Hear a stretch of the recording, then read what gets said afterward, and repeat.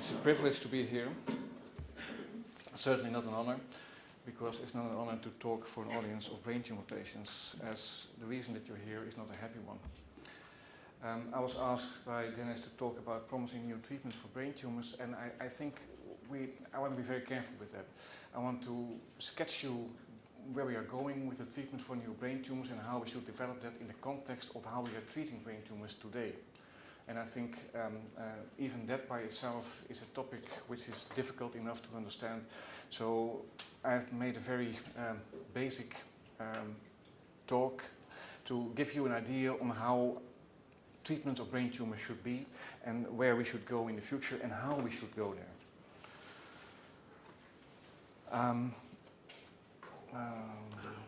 So where are we today? First of all, what I would like to stress is that we are talking about brain tumors, but we should realize that not all brain tumors are created equal. There are a lot of differences between brain tumors, and each of those entities bring different challenges. And as an example, we have the grade 4 tumors, which we call glioblastoma, which typically occur in adult patients aged 50 to 70, with a medium survival of about 12 to 15 months, although we have also patients surviving 3 to 4 years. Whereas we have younger patients with what we call low-grade gliomas that may survive for 10 to 15 or 20 years.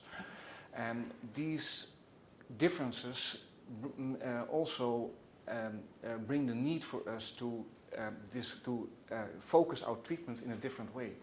If we are considering the treatment of one of those very aggressive brain tumors, we are very much focused on the control of the tumor, as the control of the tumor is the primary interest for that patient.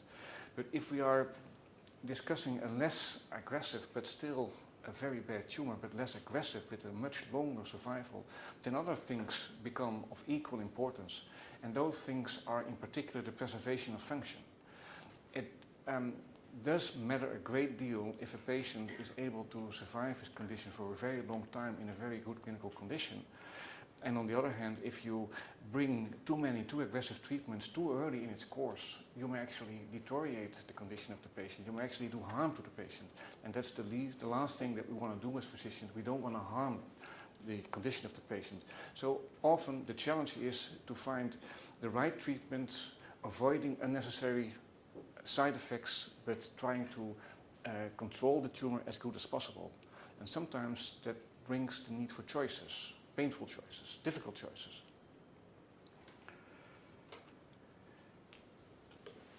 The basic treatments of brain tumors today, and I'm by and large talking about primary brain tumors, tumors starting in the brain, are still consisting of the same three elements that were there in the early 80s. That is surgery, radiotherapy, and chemotherapy. What's new is that over the past 10 years we have learned that all these three treatments matter for all brain tumors. And the management, the treatment of a patient with a brain tumor should consist of all these three elements. But it's not always in the same way. We are trying to bring the best treatments to the patients by looking at each of those three different treatments and trying to deliver them to the right patient on the right time. It's the sequence of those treatments that really matters. And it has also to do with the side effects of treatment. So if we are looking at surgery, we have several objectives, several reasons why we are doing surgery on brain tumors. The first reason is that we want to know what kind of a tumor we are actually dealing with, as the knowledge of the type of tumor that we are dealing with is also guiding us on how we should treat the patient further. We can also hope that by removing a large part of the tumor, we may actually improve the condition of the patient.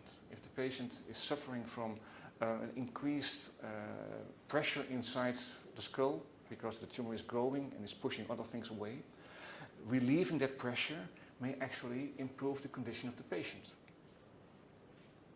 That also means that if a patient has very little signs and symptoms, that surgery will not improve his condition. And that's very important to realize.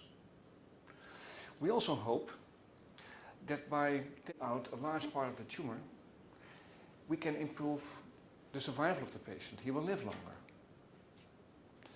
But although that may seem very logical, that's very often not so logical.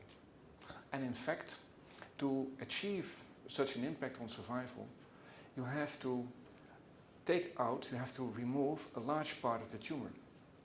And now we're coming to the difficult part of surgery of brain tumors. The brain is a very delicate organ.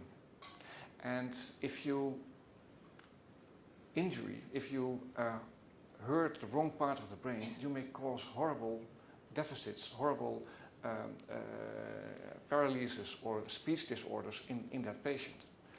So doing surgery on a brain tumor is always walking the tightrope, trying to get out as much as possible without harming the patient. And under some conditions that may mean that you say, well, I can take out some of the tumor, but if I really try to remove something that would have an impact on the survival of the patient, I would harm him. And therefore, I should not do that. And that means that at times it's better to not perform a surgery, only do a biopsy. Surgery is not always meaningful. It's meaningful if we can do it safely, if we can remove a lot. And under those situations, in those circumstances, we should do it. Because then it has an impact on the survival of the patient. Radiation therapy is in fact the first treatment that was unequivocally shown that it helps to maintain the condition of a patient longer in a good clinical condition. It increases survival in all the brain tumors that we see, in all the primary brain tumors, the tumors starting in the brain. But it has side effects. All our treatments have side effects. And one of the worrisome side effects of radiation therapy is that it may interfere with things like attention, with things like memory. And the story I always tell my patients when we are discussing these kind of problems is that I had this young female who had been irradiated for a brain tumor. She was doing well. There was no signs of a regrowth. But 2-3 years down the line, she had some complaints. They were not big complaints, but they were complaints. And she told me, if I'm driving a car and there's a car coming from the right, I have no problem. If there's a car coming from the left, there's no problem. But if there's a car coming from the left and from the right, then I don't know what to do. Or those memory disturbances. You go to the supermarket, and you're in the supermarket, oh my God, and I have to call home to ask, what was I going to buy? These are the day-to-day difficulties that brain tumor patients face, and their families face the same problems. They also face the problems of slight personality changes. And they are in part due to the tumor, but the radiation therapy may also contribute to it. Now, in some areas, radiation therapy because of that, has received a bad name. And I don't think that's justified. If anything is bad for the brain, if anything is bad for attention, if anything is bad for memory, it's an uncontrolled tumor which is growing. That really hurts the patient. So, in the right time, radiation therapy should be given. There is no doubt about it, but at the right time. And that, again, depends on what kind of tumor you're looking at. Now, chemotherapy is not one thing. We have many sorts of chemotherapy, many sorts of chemotherapy regimens, and that goes from simple drugs that are given to leukemia patients, or the bone marrow transplantation that are also given to leukemia patients. Long duration stay in a hospital, very intensive treatment. So chemotherapy is not just one thing. What research over the past decade has shown is that chemotherapy is relevant for all brain tumor types. When I started my training as a neuro-oncologist, chemotherapy was in the Netherlands not considered of any value. 20 years down the line, we have learned that there is a place for chemotherapy in all brain tumors. We have activity shown in all major primary brain tumor subtypes. We know that chemotherapy works with the grade 4 tumors, the glioblastoma, if you give it together with radiation therapy and after radiation therapy. In esophagocytoma, grade 2, grade 3.